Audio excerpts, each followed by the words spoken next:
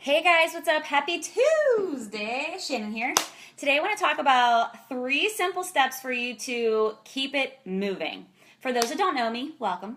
My name is Shannon Wooten. I am a Beachbody health and lifestyle coach. I believe that healthy habits create happy humans, and I help women get their happy back simply by changing their mindset and their behaviors. So today I want to talk about how to keep it moving. This is a sensitive subject, but I get really excited about it because I'm new at keeping it moving, but it worked for me, so I'm hoping it works for you. So first things first, let's jump on in.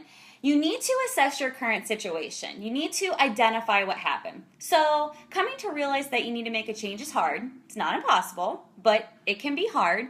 And identifying how you got there can be equally as hard. So either you're the reason for your problem or something happened to you. Either way, fearing it is not going to help us.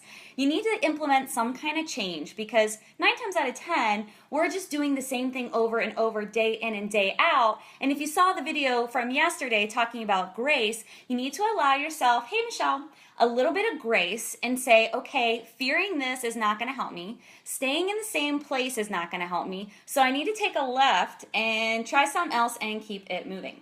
And chances are, if you've gone through something, you're not the same person anyway anymore. And that's not a terrible thing. It can be a hugely great and beneficial thing. You could be 9 times more the badass than you were before you started because maybe you had a difficult journey. Whatever it is, accept that you have grown, allow yourself to become the person who you are now, and stop holding on to the person that you were before.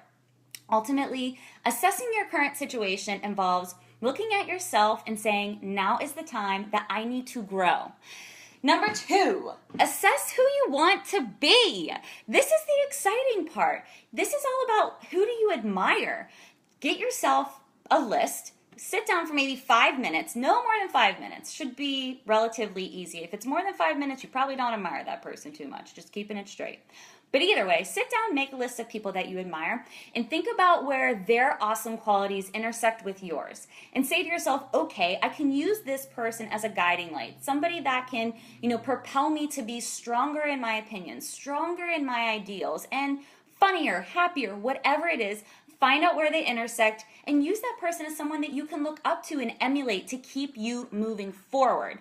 Transversely, look at the opposite side of that and see the happy qualities, the awesome qualities that they have that maybe you lack. Maybe you need to be stronger in some respect. Maybe you need to stand behind yourself more. Whatever it is, this is all about helping yourself grow and realizing that helping yourself is not a terrible thing. Do not feel bad for working on you. Do not feel bad for becoming the best possible version of yourself.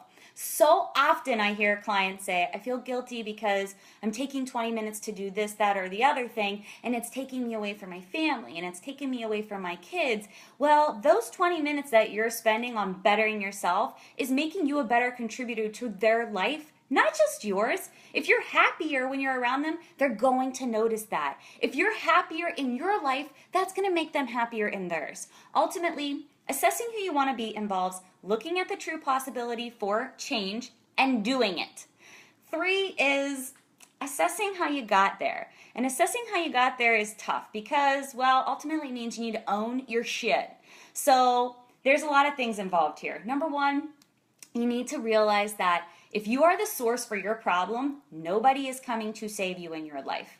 If you are the source for your problem, you need to own that. You need to own your responsibility to it. That's a hard pill to swallow, but again, it's your life. You need to take the action. Other side, if you are not responsible for your struggle, you're not responsible for what happened to you, you also need to accept that sometimes bad things happen to good people. I understand that. I've been there. And that's hard. It's really hard to get out of that wallowing and that self-pity, but it's not going to do you any good. Give yourself the grace to understand that what happened to you sucked. Whatever it is, if somebody did it to you or you did it to yourself, don't wallow in it and keep it moving. It's the best thing for you ultimately. And dwelling in our circumstances only victimize ourselves, and victimizing ourselves doesn't give us the room we need to grow into becoming who we are now. And if you're looking to move on, you need to stop looking directly at the problem and look for potential solutions. Looking at solutions is the only way you're going to be able to change, and giving yourself an opportunity to get comfortable in who you are and to keep moving forward. Ultimately, assessing how to get there involves taking action. Owning your shit involves taking action. And whether you're assessing your current situation, whether you're deciding who you want to be now that you're on the other side of your struggle, whether you're assessing how you got here, they all involve truly asking yourself one very, very hard question. Do you enjoy being miserable? Do you enjoy being unhappy? That's hard. That's some deep shit. That's hard to really look at yourself and say, do I like being unhappy? No. Nobody wants to be miserable. Really, it can be uncomfortable to be miserable, but it can also be comfortable. And what I mean by that is a lot of times we get so stuck in a rut of repetition and routine and things that we're comfortable with that we decide that that's more comfortable for us to stay in that place than it is for us to make that left and make a change. Ultimately, being comfortable in your unhappiness is really, really unhealthy for you. And fear and change can prevent people from moving on. They really can. And it doesn't make you a bad person if you fear change. It just means you need to do these steps. You need to understand what happened. You need to understand who you want to be. And you need to know that in order to move on, you have to own your shit. You have to own it. It truly is going to help you. Point is, in life, we make choices. Sometimes we take a wrong turn. And sometimes bad things happen to us, whether they're our fault or not. It does us no good to label a situation as better or worse than one situation, or good or bad compared to something else.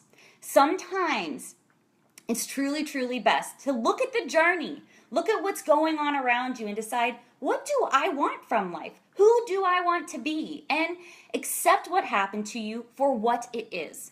And appreciate the knowledge that you've gained. That's hard, but it really involves looking inside yourself, appreciating it, and giving yourself the credit for becoming the person who is on the other side of it. And stop fearing change and embrace the strength that it took you to get through whatever shit you were going through. Either way, it's truly, truly important to keep it moving.